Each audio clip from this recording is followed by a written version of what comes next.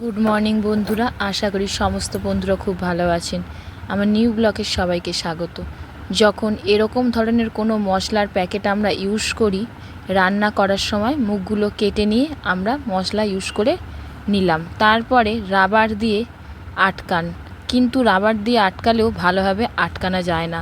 বর্ষাকাল, হাওয়া বাতাস একটু ঢুকে গেলেই মশলাটা নষ্ট হয়ে যাবে ডেলা হয়ে। যদি এভাবে সিল করা যায়, গ্যাস তো জ্বলছেই হাতের সামনে, ওই গ্যাসের মুখের কাছে মুখটাকে ধরে নিয়ে দেখুন সিল করে নিলাম। কত সুন্দর, একটু আর হাওয়া ঢুকবে না, যেভাবে খুশি এবারে রাখা যাবে। আচ্ছা, দুই দিকে তো গ্যাস জ্বালিয়ে রান্না করছি, দুই দিকে গ্যাস জ্বললে দেখবে মাঝের অংশটা ভালোই গরম থাকে। আর বর্ষাকালে লঙ্কা কিন্তু স্যাঁতস্যাঁতে কেমন ভেবনা ফুটে যায়। এই লঙ্কাগুলো আমরা এভাবে গরম করে নেব, আর লঙ্কাগুলো নষ্ট হবে না। শ্যাম্পুর প্যাকেট যখন স্নান করা হয়ে যায় ফেলে দিই, কিন্তু ওই শ্যাম্পুর প্যাকেটে বেশ কিছুটা শ্যাম্পু কিন্তু রয়ে যায়, আর যেগুলো আমাদের হাতে বেরোয় না মাথায় দেওয়ার জন্য, কিন্তু জলে দিয়ে গুললে দেখতে পাবেন হালকা ফেনা হয়। যেগুলো প্রতিদিন ইউজ করা হয়, ছেলেদের গেঞ্জি, রুমাল, এগুলো সুগন্ধও ছাড়বে এই জলটাতে যদি ভিজিয়ে ধুয়ে দেওয়া যায়। দেখুন, আমার একটা ছোট্ট ছেলের গেঞ্জি নিয়ে নিয়েছি। এই গেঞ্জিটা এখন আমি ভালো করে ভিজিয়ে রেখে দেবো, তারপরে ধুয়ে নেব। পরিষ্কারও হয়ে গেল, সুগন্ধও ছাড়লো।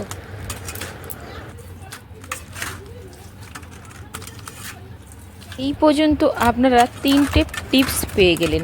যদি মনে হয়ে থাকে টিপসগুলো খুব উপকার, কাজগুলো আপনারা এই পদ্ধতিতে করে দেখবেন। পরের টিপসটা দেখে নিন।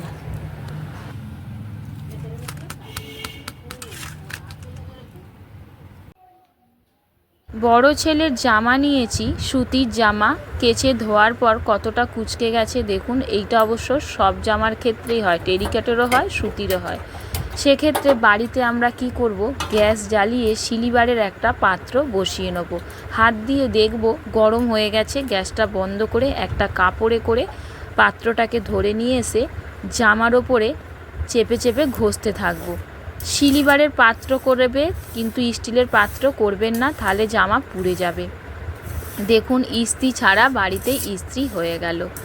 আর সব সময় লন্ড্রিতে ইস্ত্রি করার জন্য ছুটতেও হবে না। যখন দেখবেন তাড়াহুড়ো আছে কোথাও বেরোবার, তখন এভাবে বাড়িতে ইস্ত্রি করে নেবেন।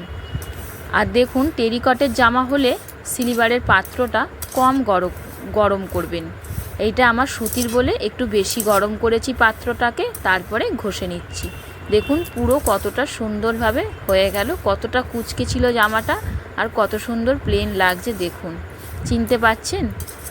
আর কতটা ইজিলি এক হাতেই হয়ে গেল, বেশিক্ষণ টাইমও লাগলো না।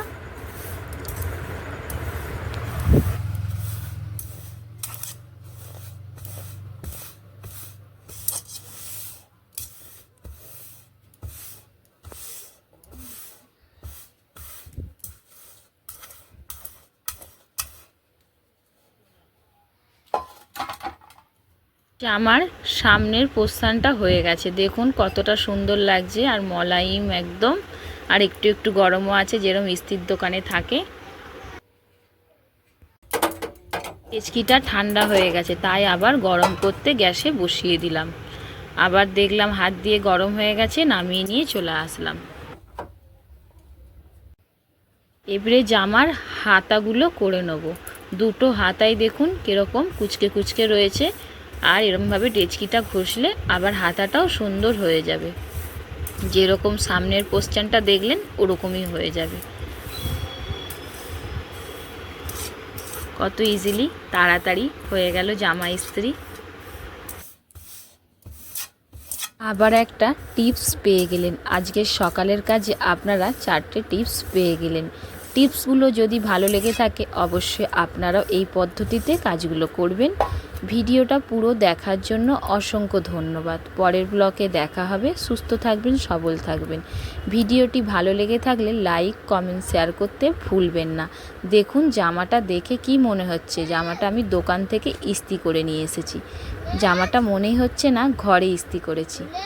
খুব সুন্দর লাগছে, তাই না? আপনারা এভাবেই করবেন।